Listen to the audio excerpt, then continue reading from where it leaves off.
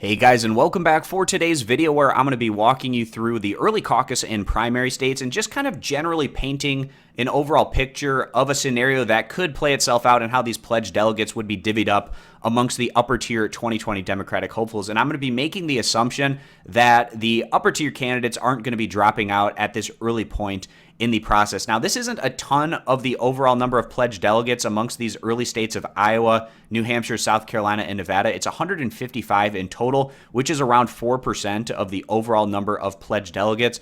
But it's a proving grounds to show that your campaign is having success, and just trying to build more momentum behind your candidacy by having success in these early states is important. So first, we're going to start here in Iowa. They have 41 pledged delegates at hand, and I think the two candidates that are no-brainers to reach that 15% of the vote threshold to be part of that proportional allocation are Joe Biden and Bernie Sanders. And then beyond that, there's just a ton of candidates in the race that are going to be splitting up the vote amongst themselves. But I think there is a case to be had that Pete Buttigieg might be able to reach that 15% threshold, given just geographically as well as the demographics, very similar to his home state of Indiana comparison to Iowa, and I think he could possibly surprise some people and have more success than maybe people are expecting. So in terms of this example, I've got Biden winning it at the end of the day with 30% of the vote, Sanders just a little bit behind him at 25%, and Pete Buttigieg at 15%. Now, he certainly has a lead over Sanders in the polling at this point in time, but then we also just have to take a couple of other things into consideration. First, we're still a long way off before we get to those first caucuses, but when we look back at 2016, Bernie Sanders often did very well and outperformed the polls, specifically in caucus races, because for caucuses, it's generally more politically active people of a party, and I think that Bernie Sanders has a lot of these types of voters that are very dedicated and likely to participate in a bit more strenuous process of a caucus as opposed to just a regular old primary. So I think that even though he might be a little bit down to Biden than the gap that I have between them, I think he could potentially outperform and maybe even surprise some people and jump over Biden. But for this example, I have Biden at 30, Bernie Sanders at 25, Pete Buttigieg at 15, and proportionally, that would be giving Biden 17 pledged delegates. Bernie Sanders would get 15, and Pete Buttigieg would get 9. So we'll go down to him and give him 9. And none of the other candidates would get any pledged delegates because, again, you have to reach a threshold of at least 15% support to be part of that process of getting those proportional pledged delegates. So we're going to filter this so we get everything in order here. All right, so then we go on to the state of New Hampshire. Only 24 pledged delegates there. Bernie Sanders did very well in New Hampshire back in 2016. It's the neighboring state to Vermont, and I'd expect Sanders to do quite well in New Hampshire again this time around. Also, Biden, he's likely to also reach that threshold. And then the third candidate that I think could reach this threshold is Elizabeth Warren. It's the neighboring state to Massachusetts, where she's a senator from. She has a bit more name recognition, a bit more cachet in this part of the country, and I think that she could possibly eke out a 15% support. And then I have Biden at 25% and Bernie Sanders with a commanding 35% support. I expect him to do quite well in the state of New Hampshire. So in this proportional scenario, you'd get Joe Biden at 8 pledged delegates, Bernie Sanders at 11, and then everyone else would get 0 other than Elizabeth Warren, who would get 5 proportionally. All right, and let's organize this data again.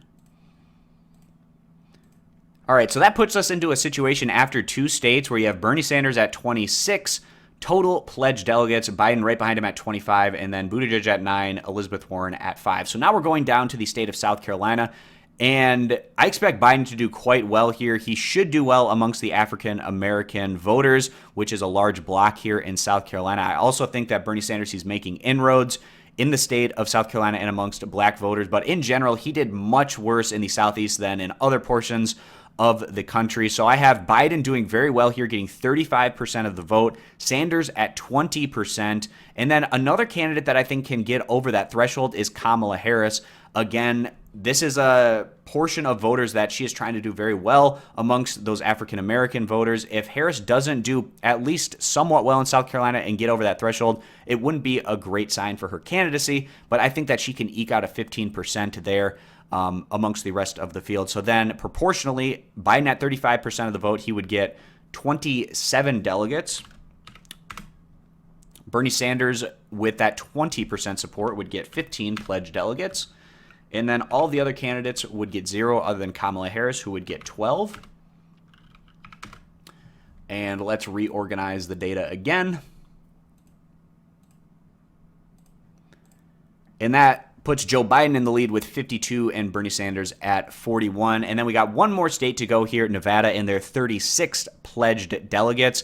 Again, Biden and Sanders, I think, get over that 15% threshold needed to get part of that divvying up. And I think that both of these candidates can do relatively similarly a number of success in the state of Nevada. So I have Biden at 30% as well as Bernie Sanders at 30%. You also have to consider those lower tier candidates, the ones that are getting 0, 1, 2% of the vote, might be bowing out at this point in the race or even earlier than that. So that's also some more votes that can be up for grabs, particularly among some of these upper tier candidates. So if each candidate in this scenario, Biden and Sanders, would get 30% of the vote, that would give them each 18 pledged delegates of the 36 up for grabs. And the reason why I don't have any of the other candidates reaching the 15% threshold in the state of Nevada is because I think Kamala Harris can do relatively well here. It's the neighboring state to California where she's a senator from. But I also think Beto O'Rourke can do relatively well here. He can do well amongst the Hispanic voters. He's also a bit more known in this area. I also think Elizabeth Warren could potentially do well. And there's just so many other candidates that are pulling at those votes where maybe potentially some of them get in that 10% or so range, but maybe not quite enough to get over that 15% hurdle. So this is just a general painting of a picture of how things could possibly play out amongst these upper tier 2020 Democratic hopefuls. So at the end of the day, if this scenario were to play out, it would be Joe Biden at 70 pledged delegates, Bernie Sanders at 59, and those would be the two clear frontrunners at this point. But it's still a relatively low number of the overall number of pledged delegates anyways. Once we get to Super Tuesday, there's 1,328 pledged delegates at hand on just that one day, which is 35% of the overall number of pledged delegates. So this is a proving grounds with these early states to try to just build more momentum for your candidacy. Also, this is where some of the other candidates are trying to decide whether they continue on or throw their support behind one of the other frontrunners. And I just kind of wanted to go through this process. Now, if we get to a scenario where none of the candidates get to that 1,885 pledged delegates, I just hope it's a situation where who's ever winning amongst pledged delegates ends up winning the nomination at the end of the day, because if you have the super delegates subverting the will of the voter, that just wouldn't be a good look, and it would be a black eye possibly there for the Democratic Party if they did that, going beyond what the will of the voters was wanting. So that's going to wrap up this video, guys. Thanks for stopping by. Consider subscribing for more, and I hope to see you guys back here for my next video.